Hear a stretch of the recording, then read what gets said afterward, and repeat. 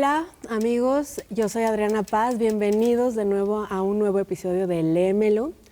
Hoy tenemos con nosotros a un súper talentoso humorista gráfico, Rafael Pineda, mejor conocido como Rapé. Bienvenido, gracias por estar aquí con nosotros, por acompañarnos y por venir a compartirnos este amor por la lectura y de tus hábitos, de tus costumbres. Yo quisiera saber, empezar por preguntarte, ¿tienes alguna manía al momento de leer? No sé, puedes leer en cualquier lugar, a cualquier hora del día. ¿O cómo es tu acercamiento con los libros? Cuéntanos. Híjole, pues para empezar, muchísimas gracias por invitarme. Me siento muy contento de estar aquí. Es un honor estar contigo, conocerte. Felicidades por tu premio, por compartido y todo. Este es un espacio maravilloso. Muy bonito, sí. Preciosamente adornado y todo. Es verdad. Y bueno, ¿qué te digo? Desde que me preguntaron de qué onda con mi relación con los libros, fue una provocación maravillosa, angustiosa, pero fue el ratatuilazo permanente de estar rascando en los libreros, de estar sacando, metiendo, y no solamente los que tengo en la casa, sino los que tuve en la infancia, ¿no? En casa de mi mamá, mi papá, mis hermanos, porque resultaba que era una casa que estaba tapizada por libreros y revistas sobre todo, ¿no? Mi relación con los libros y revistas y periódicos de toda clase fue pues, constante, porque pues, en ese entonces teníamos 4 canales de televisión y una sola televisión. Entonces no era fácil. Maravilla, ¿no? No, sí, en ese entonces había esa posibilidad de aburrirse rápidamente, de no tener muchas opciones, y entonces sacaba uno los libros y las revistas constantemente.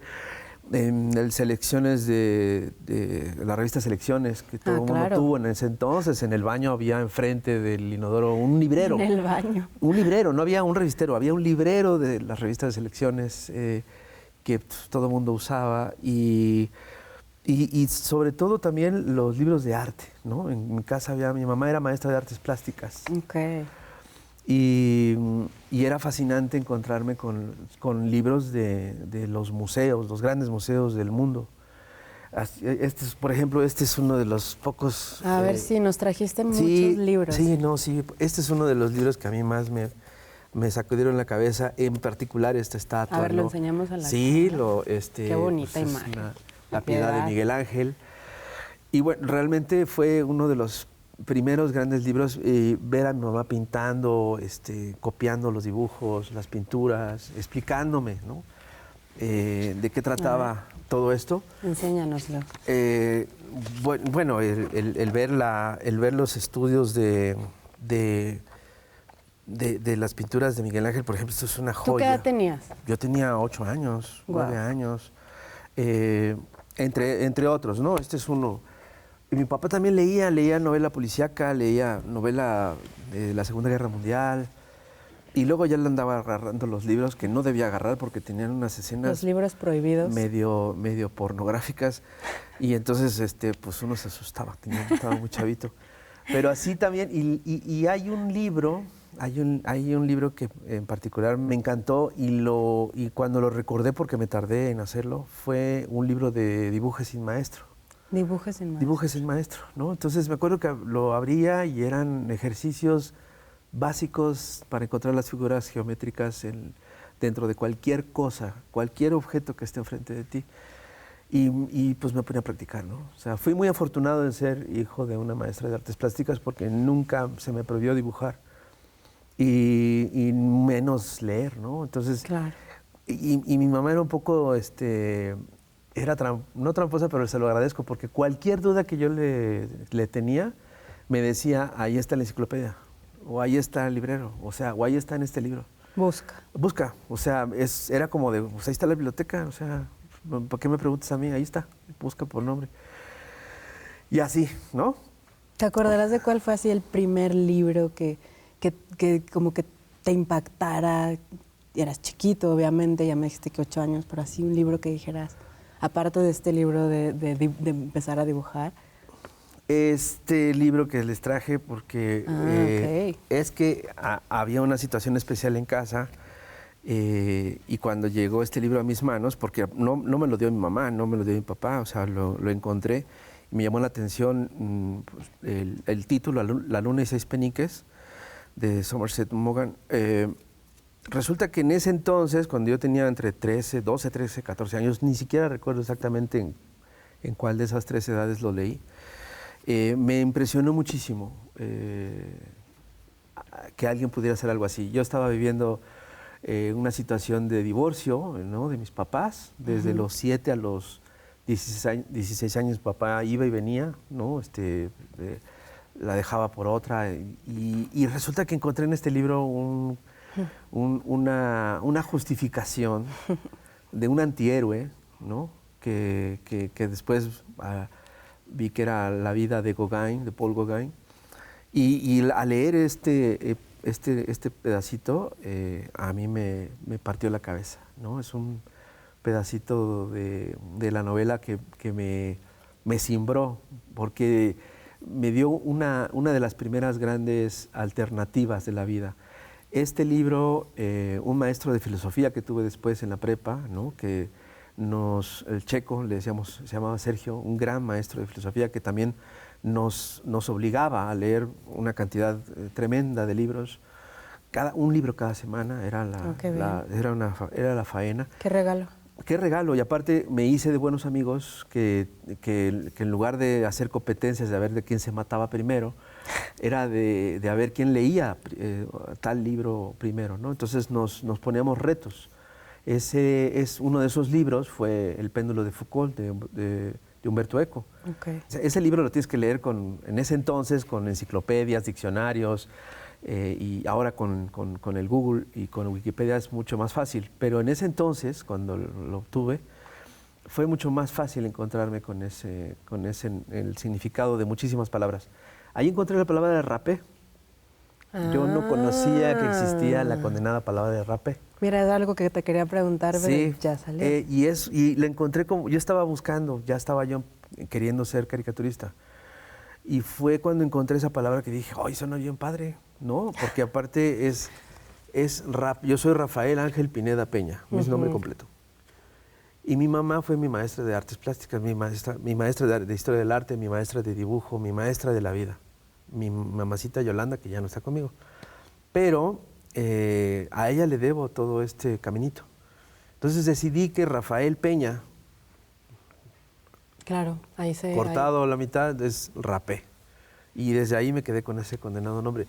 Esa escena de ese libro es fascinante porque se está criticando el protagonista de su levita negra, una cosa que también, por cierto, es una prenda de ropa que me encanta, la levita apestosa a rapé, ¿no? Las barbas amarillentas del cigarro y el abrigo apestoso de rapé. Entonces, fue una cosa maravillosa, que por cierto es un libro que me tardé en más o menos entenderlo 10 años. Es un libro muy rudo.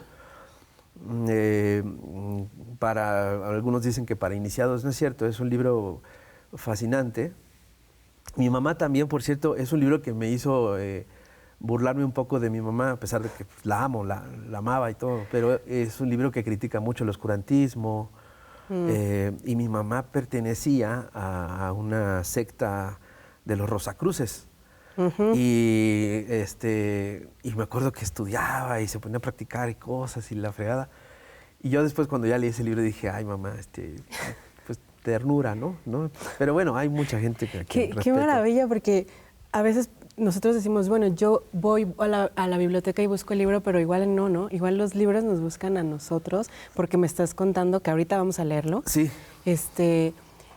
Que cómo se conectó con tu vida, ¿no? Y cómo igual tú estabas buscando las respuestas y las encontraste donde menos te imaginabas, ¿no? Sí, es que eso me ha pasado mucho y es la famosa serendipia, ¿no? Cuando no estás buscando, pero encuentras lo que te faltaba y wow, ¿no? Fue el primer mazazo en la cabeza de una justificación que iba en contra de todas las normas supuestamente establecidas del contrato social que tenemos. ¿Te parece si lo leemos? Me parece fascinante. A ver, ¿vamos a leerlo juntos? Sí, Espero venga, tú. A ver, empiezo yo, ¿verdad? Vale.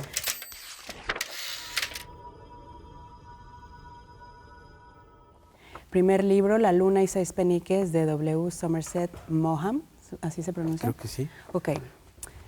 Entonces, en nombre del cielo, ¿por qué la dejó usted? Para pintar, sin poder comprender... Ah, no, hacer esto. Eso me llama. Perdón. Sin poder comprender, lo miré durante un momento.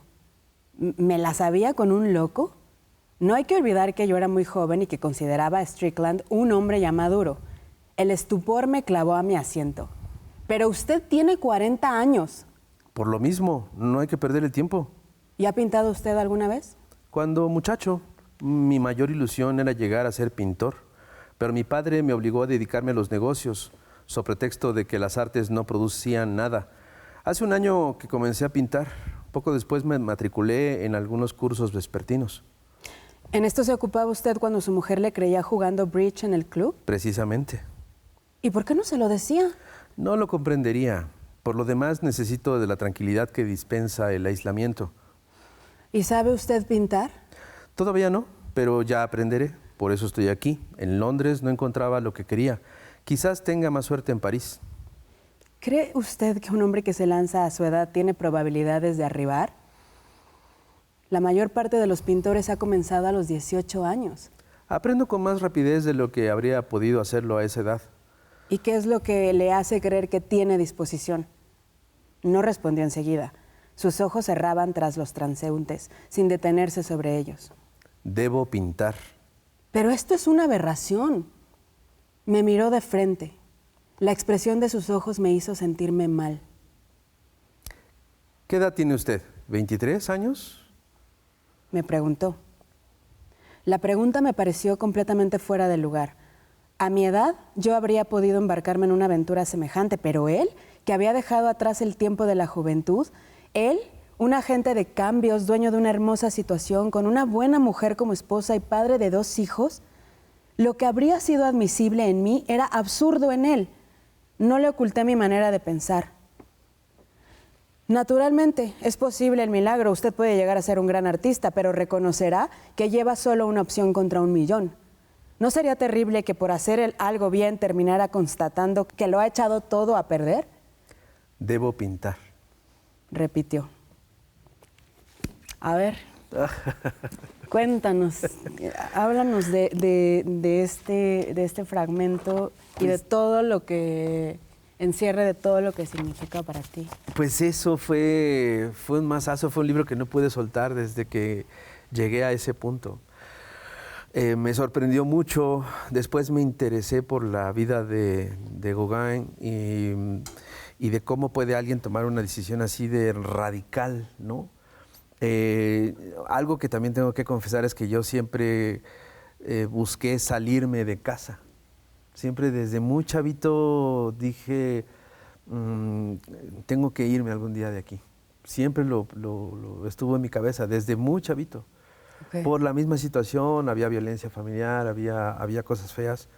Y yo dije, no, algún día estaba yo buscando constantemente esa buscar la pulsión interna, la pulsión, ¿no? de escapar, mucho más argumentos para escapar, para buscar otros lugares, ¿no? Y sí, al final me convertí en un nómada de mí mismo.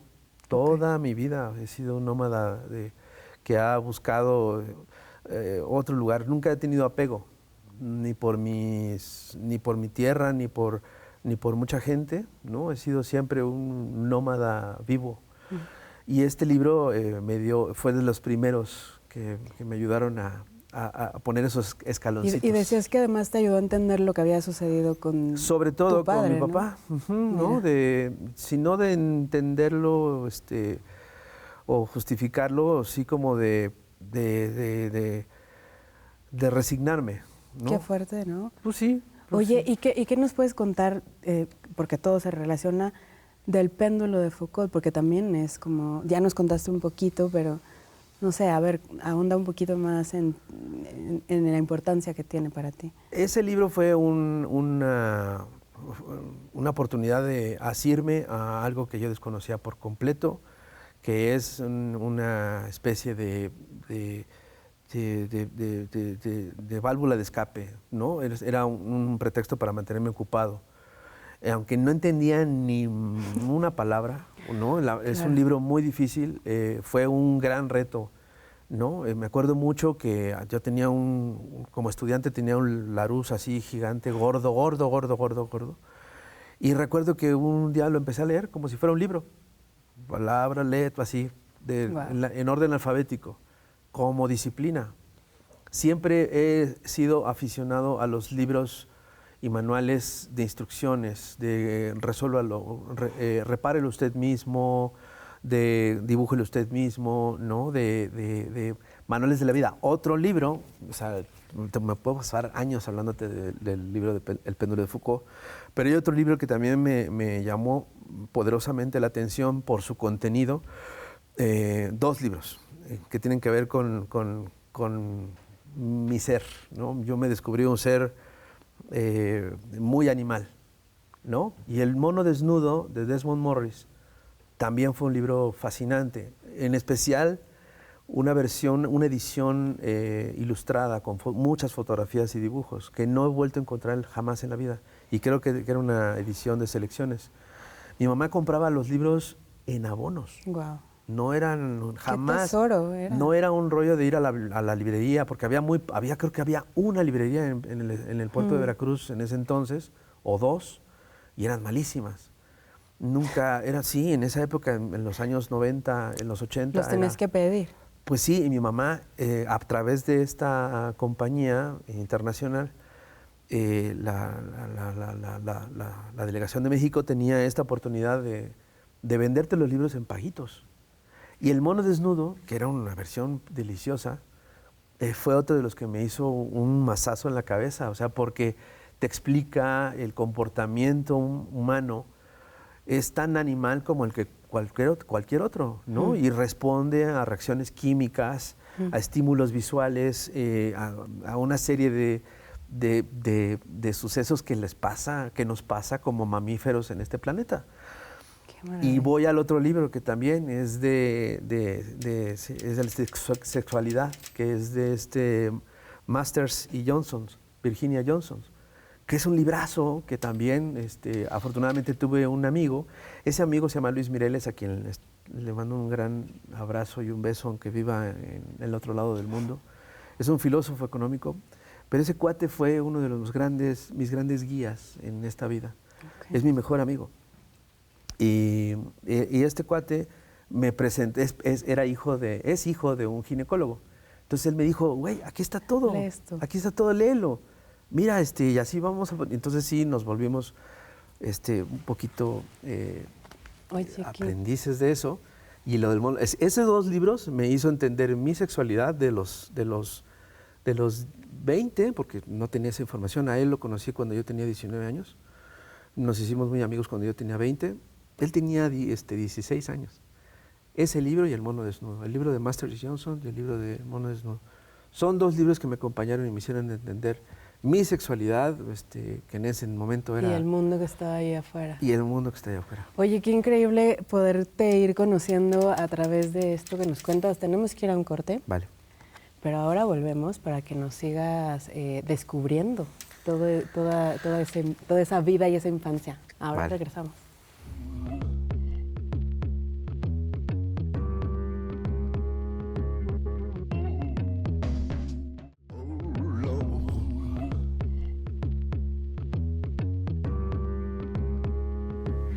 Pues ya estamos de regreso y continuamos en esta deliciosa conversación con Rapé. Y ahorita en el corte me estabas contando sobre la lectura en diagonal y ahorita nos va a explicar así. Quiero ir, por supuesto, a la parte de los libros que despertaron tu conciencia política, Ríos, el Chamuco, todo esto. Pero antes, porfa, sí, dinos rápido, ¿qué es la lectura en diagonal? Bueno, esta técnica me la enseñó el Fisgón. Ajá. Y es una que tenemos que hacer muchas veces para hablar de un libro que nos acaba de llegar y el programa es mañana, ¿no? Okay. Pasado mañana, en una semana. Y sobre todo si son libros muy largos. Entonces, son una serie de detalles que debes de tomar en cuenta. Es, bueno, quién es el autor, por qué escribió este libro ahorita, cuánto tiempo se llevó haciéndolo. Tratar de investigar todo esto alrededor de esta publicación. Pero luego revisas obviamente el índice, si lo tiene, hay algunos que no, y vas revisando capítulo por capítulo, vas viendo los títulos de todos los capítulos. Esa es la primera lectura, ¿no?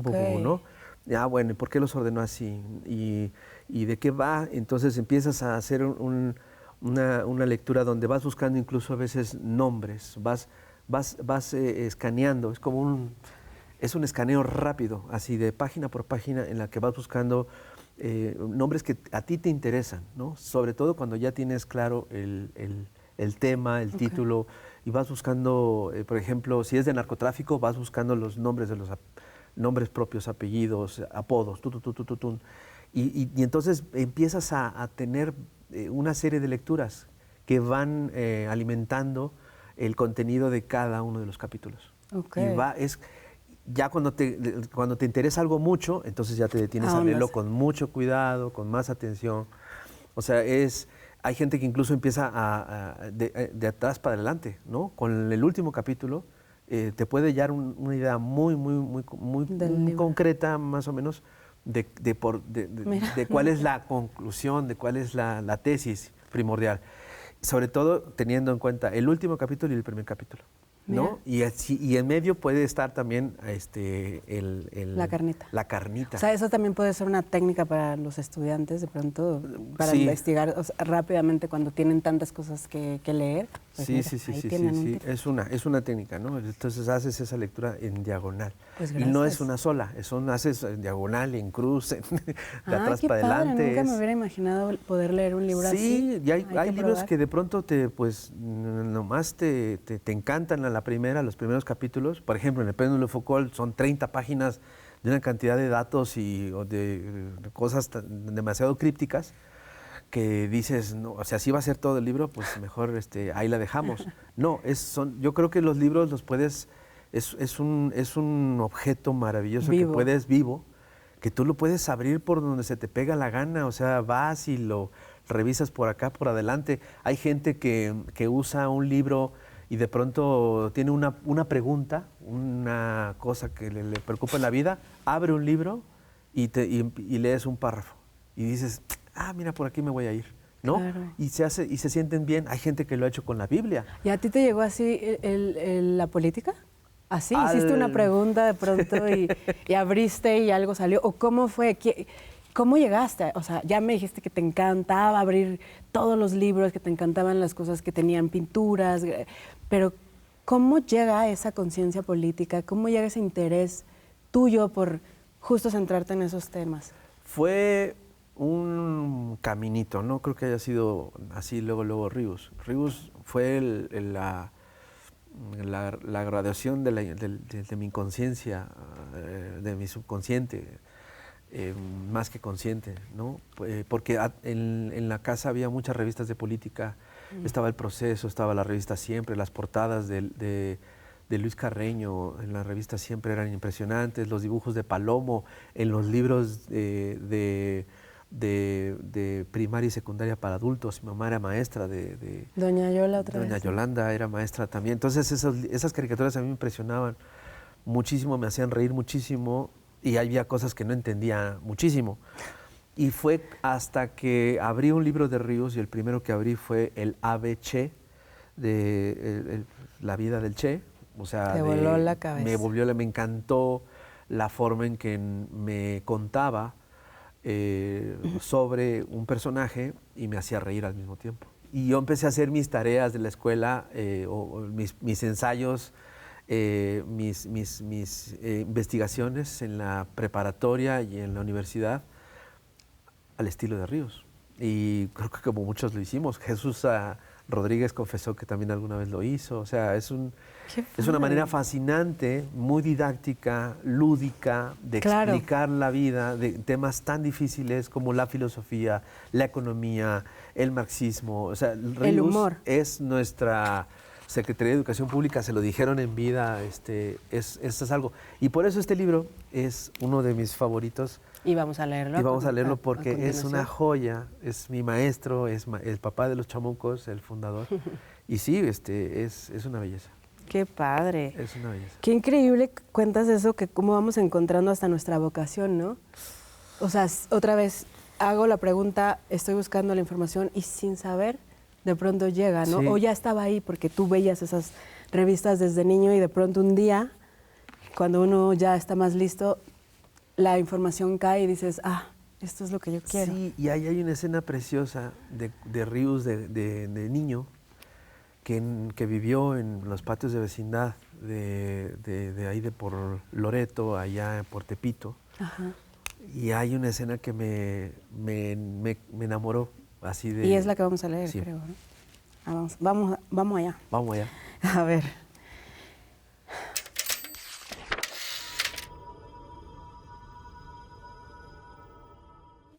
En ese añorado barrio de la Merced aprendimos 1000 cosas de la vida real, rodeados de putitas, cargadores, timadores, pachucos, limosneros, vendedores de pájaros enjaulados, policías, a quienes llamábamos por su nombre, y viejas beatas que habitaban las innumerables iglesias que desde entonces persisten en las calles de Loreto, Santa Inés, Academia, Uruguay, Pino Suárez o Isabel la Católica. Por todas esas históricas calles transcurrió mi infancia, compartiendo con escuincles judíos y libaneses partidos de fútbol en el jardín de Loreto o juegos de béisbol que hacíamos en los llanos de Balbuena con manoplas de tela que elaboraban nuestras mamás con retazos de telas sobrantes que regalaban los boneteros de Correo Mayor o Justo Sierra. O visitas alborozadas al Cinito, que pasaban en la todavía inclinada iglesia de Loreto a la hora de la doctrina para ver los carcajeantes cortos de Chapulín o Buster Keaton o las más carcajeantes hazañas de la pandilla. En todas esas actividades todos éramos mexicanos. Solo nos dábamos cuenta que unos eran judíos porque los sábados los veíamos entrar a la sinagoga, contraesquina de la vecindad. Eran otros tiempos, pues. Fueron mis tiempos de vecindad pobre y mugrosa, en la de Loreto, que casi era un gueto de familias michoacanas y jalisquillas que llegaron al DF huyendo de la guerra cristera, donde se mataban católicos de civil y católicos de uniforme militar para defender, entre comillas, la fe convertida en negocio de los padrecitos y obispos. Pero en aquella vecindad, hoy desaparecida y convertida en estacionamiento, había también una escuela de ciegos que contenía un enorme salón donde funcionaba también una curiosa orquesta de jazz, de puros cieguitos. Bueno, de jazz mexicanizado, jazz de swing bailable combinado con bolero, que yo oía cuando lograba colarme a los ensayos. Embelesado de aquella música que no se parecía a la que sonaba en los radios tan escasos que había en la vecindad, sospecho que ahí nació mi fanática afición al jazz, que sigo cultivando más que alegremente.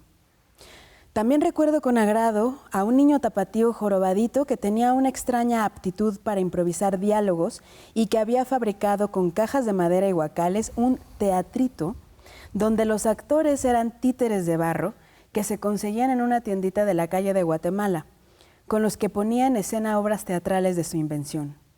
Cada sábado, el jorobadito de 10 o 12 años convocaba a todos los escuincles de la vecindad y por 1 centavo la entrada nos llevaba a un mundo de fantasía con dragones, caballeros andantes y princesas de la mejor sociedad y genios embotellados que tenían aventuras con parientes de Alí Baba y las 1001 noches.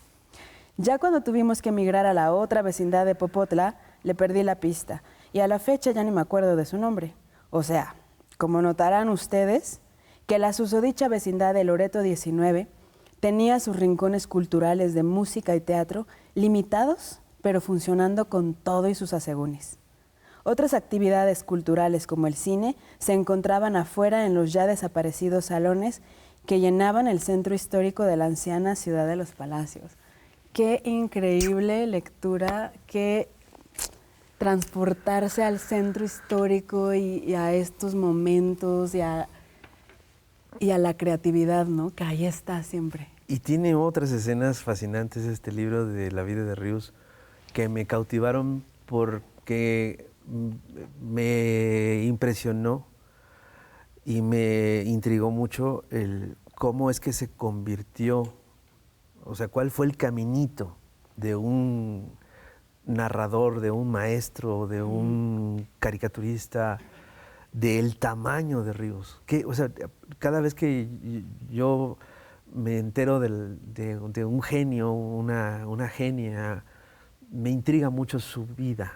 O sea, ¿qué fue lo que la llevó o lo llevó qué comió, qué vivió, qué sufrió, qué leyó, qué vivió. O sea, y entonces pues Ryu se volvió ese animal monstruosamente genio que me intrigó. Y Wow. entonces el saber, el buscar, ¿no?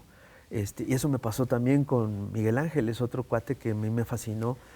Y a través de los libros de Vasari, nos cuenta una anécdota de Miguel Ángel de que alguien se quejó de la nariz del David, se subió, antes de subir al andamio, agarró un poco de mármol con la mano y el cincel, se subió y se acercó a la nariz, le pegó al martillo y dejó caer un poco de mármol al piso. Entonces se bajó, movió al individuo que lo cuestionó. ¿Y cómo lo ves? No, ya quedó chingón. O sea, esas cosas esas anécdotas Claro que cuenta que- Vasari son fascinantes. Oye, ¿y novela gráfica? Háblanos de novela gráfica. Bueno, novela gráfica, pues ¿cómo no? A ver. ¿Dónde Mira, son muchos, porque también Helguera y Hernández y el FIS me atiborraron de estas joyas. Pero yo creo que hay que hablar ahorita de, por ejemplo, este libro de Joe Sacco, que es un cuate que se ¿Cuáles ganó son como tus autores? Breccia, Joe Sacco, Bilal. ¿Y cómo fue tu encuentro con la novela gráfica? O sea, también así de estas casualidades de la vida. ¿O hay alguien que te dijo? Helguera. Antonio Helguera me invitó a leer sus primeras. Él fue el que, sin conocer dónde vivía ni nada, me dijo: toma esto. Muñoz y Sampaio fue exactamente la primera novela gráfica que tuve en mis manos, ¿no? Alax Sinner se llama el personaje que dibujaron estos argentinos. Y Toño me puso de tarea: a ver, cópiate esta página y a ver, ahora dibújame en otro ángulo con este estilo, este personaje. Y fue una batalla gráfica tremenda. En la novela gráfica me enseñó que se puede uno explicar muchas cosas, hacerse entender de la vida política, de la historia, ¿no? Recuperar la historia es mucho más barato que hacer una película histórica, ¿no? Hacerlo. O sea, dirías que esa es como su fortaleza, eso sí. es lo que la fuerza que Sí, tiene.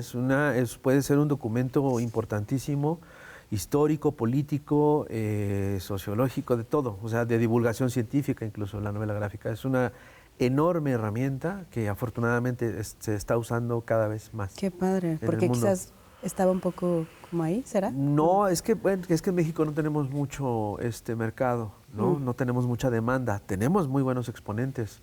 Tenemos a Ricardo O sea, que no se le ha dado Peláez. quizás el lugar. No, todavía no. Y eso es lo que estamos haciendo, tratando de hacer en el Chamuco. Esa Es impresión tengo. una beta de la novela gráfica, del periodismo dibujado, gráfico. Que de pronto se puede menospreciar, ¿no? De pronto Sí. como, ay, la caricatura, pero el poder que tiene de lo que tú decías, transmitir con algo tan sencillo, ¿no? Sí, información muy dura, muy fuerte, muy a veces difícil para un público menos acostumbrado a leer. Es una manera de acercar Claro. a las nuevas generaciones a información dura. Me parece súper interesante esto que dices, porque sí, de pronto la gente ve un libro y siente distancia, ¿no? O no tengo tiempo, no me llama, no entiendo. Y esto, lo que has hecho, por ejemplo, cuéntanos de la revista, de cómo surgió, cuál fue el impulso primero de decir, ahora yo quiero tener una publicación.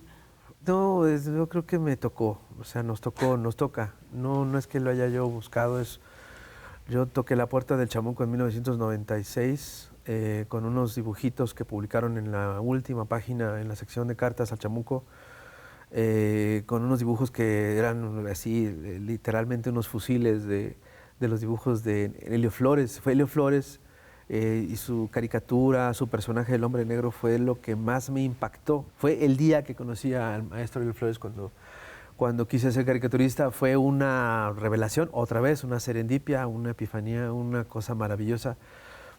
Conocerlo remojando la plumilla en el tintero. Wow. Y mientras platicaba conmigo estaba Nina Simón de fondo, estábamos rodeados de libros y papeles y caricaturas y una lamparita nada más encima del respirador.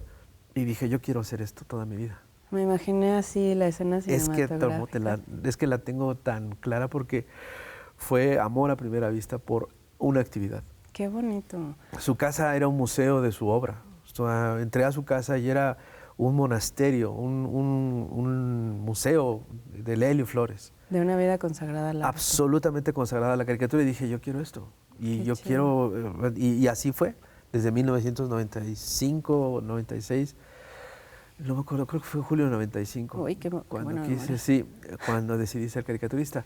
Y luego pasó de que pues me le junté a los chamucos, ¿no? Les mandé mis cosas y empezó, Toño Helguera me adopta como su aprendiz, ¿no? Perdió la paciencia a los 2 años porque yo estaba estudiando la carrera de comunicación social en la UAM Xochimilco, entonces no me podía dividir, tocaba en los camiones para poder pagar la renta y todo, entonces tenía novia, ¿no? La mamá de mi primer hijo, entonces era una cosa Claro, de dividirme en 5.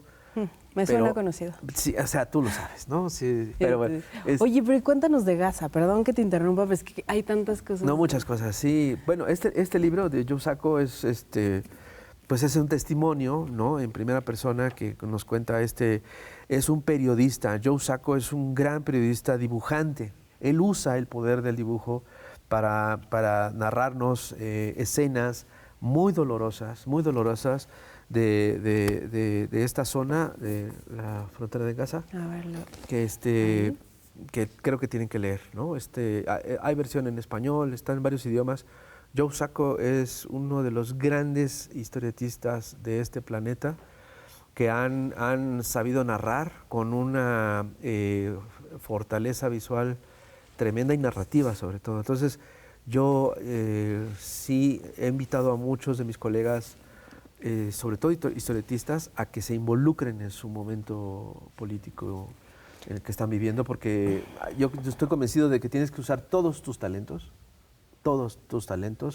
como ser humano en este planeta para ayudar a que todos vivamos mejor.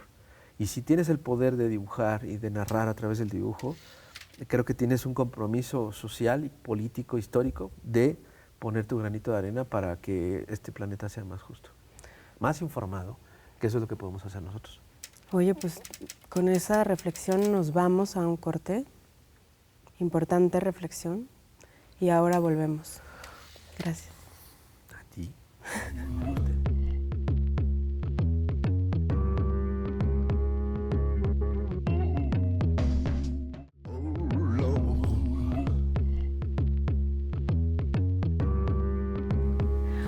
Ya estamos de vuelta aquí, que es que con esta riquísima plática, ya te puedo decir mi querido Rapé. Ya, con mi querido Rapé. Mi querida Adriana. En esta conversación que nos ha traído recuerdos entrañables de este México que todos tenemos ahí, ¿no? En la memoria.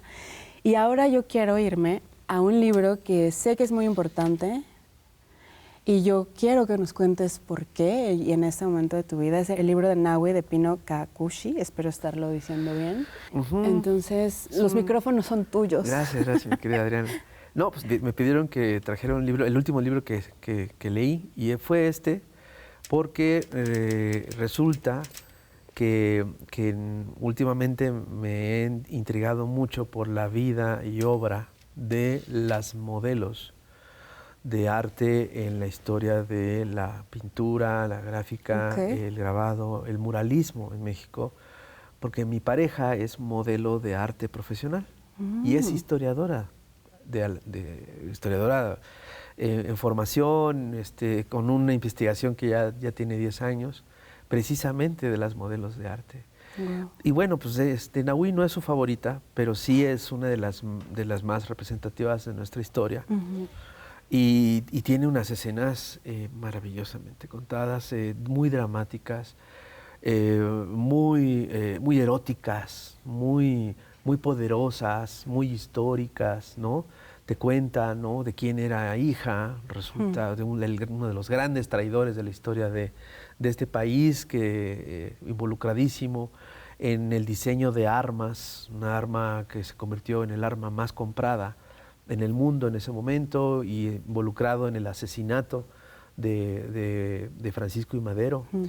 Entonces, bueno, pues era una chava que estaba condenada por su apellido, Mondragón, y que resulta que se casa con un cuate que no la aprecia porque el cuate tiene otras preferencias sexuales, muy condenadas en la época, pero resulta ser un gran pintor también con el paso del tiempo, y se lía con un reconocidísimo pintor que es el doctor Atl, el gran vulcanólogo, que también con unas ideas un poco nazis en ese momento, y que le decía, hay una palabra, un apodo que le pone doctor Atl a Nahui, le decía en francés Mondragón, para burlarse de ella, de su apellido, y de su karma. Mi dragón, ¿no? Mi dragón.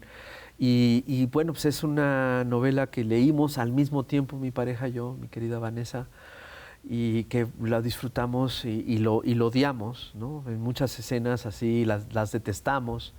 Ella rechaza una anécdota que ella conoce perfectamente, ¿no? Entonces, pues resulta ser una hermosa manera de compartir con mi pareja una novela. Qué padre. Muy padre. Ella es una experta en todo esto, o sea, es maravilloso ir con ella a los museos. Yo generalmente me pasaba de largo la sección de las esculturas y con ella no sabe quién es, ¿no? Quién fue, hombre, mujer, el modelo favorito de la época, la modelo favorita. Qué información tan Es una increíble. delicia ir con ella. Oye, pues yo quiero estar un poco más cerca de ustedes, por supuesto, aunque sea no, te va a encantar. leer Obviamente voy a leer Órale. muchos de los títulos que nos has recomendado porque de verdad me han llegado y me han conmovido. Sí. Y con esto que me estás diciendo quiero empezar a leer, porfa, porque tengo muchas ganas de saber de qué estás hablando. Y vamos.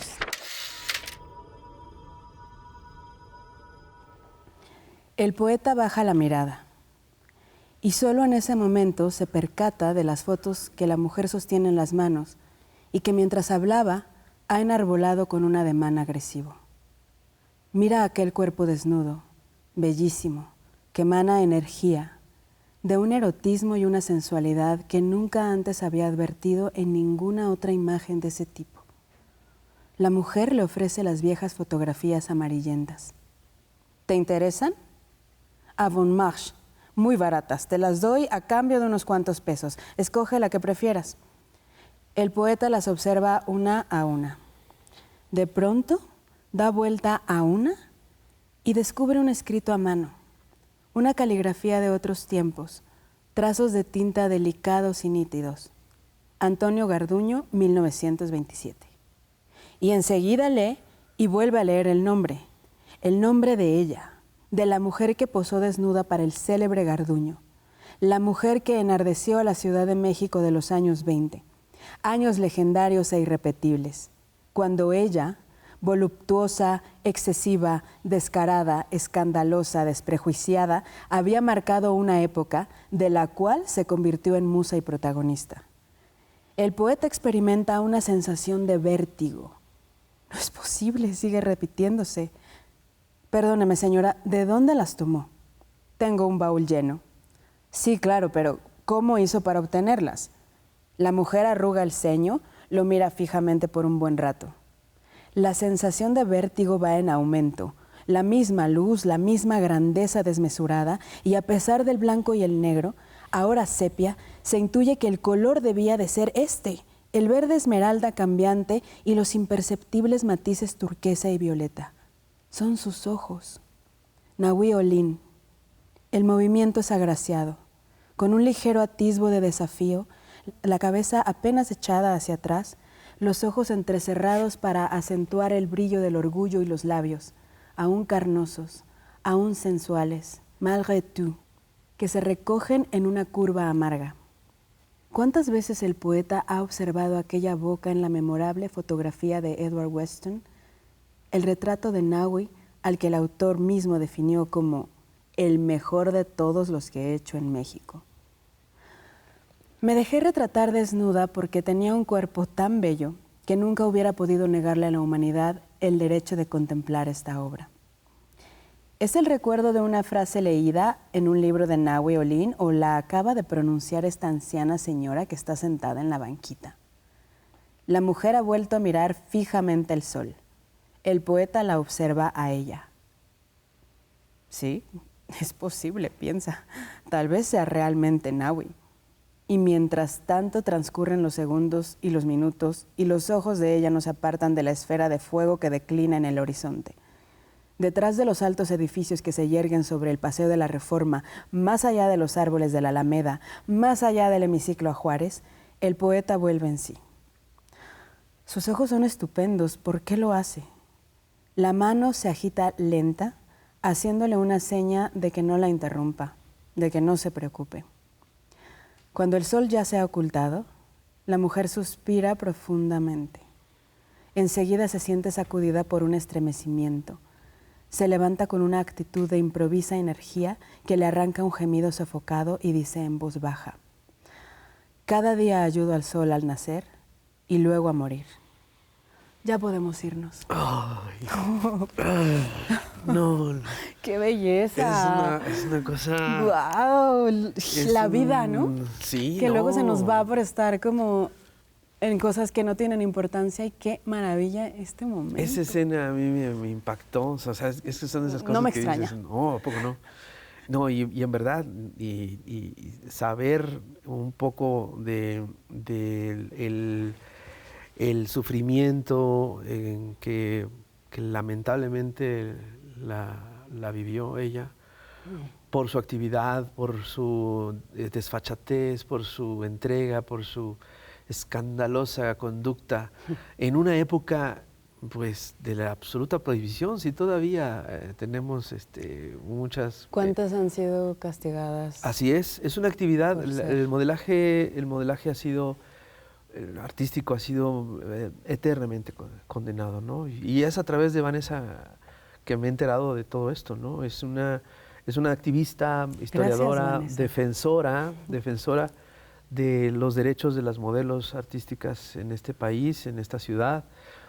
Tiene su movimiento, y soy así un apóstol de sus enseñanzas, porque creo que sí hay que trabajar mucho por este país y por los derechos de estos grupos que son minoría.